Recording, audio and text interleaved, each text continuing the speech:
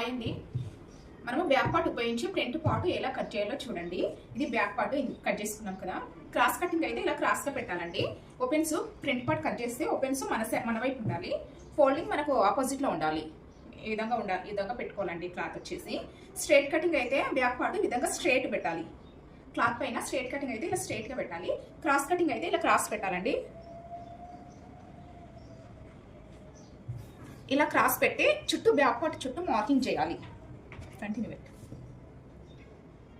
ఈ విధంగా back part చుట్టూ మార్కింగ్ చేశాక back part తీసేయాలండి.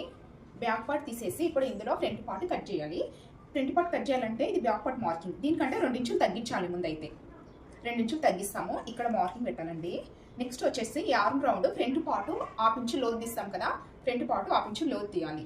Next front neck ఎంత ఉందో మెజర్మెంట్ బ్లౌజ్ నుంచి చెక్ చేసి లేదా అలా బాడీ మెజర్మెంట్ అయినా తీసుకొని ఫ్రంట్ నెక్ మార్క్ చేయాలండి. ఫ్రంట్ పార్ట్ మార్కింగ్ ఇంతే. థ్యాంక్ యూ అండి. వీడియోని వేస్తే లైక్ చేయండి, సబ్స్క్రైబ్ చేసుకోండి మా ఛానల్. Thank you. నా వీడియోస్ అన్నీ మా పెద్ద కొడుకు తీస్తాడండి. చూపించురా. Thank you friends.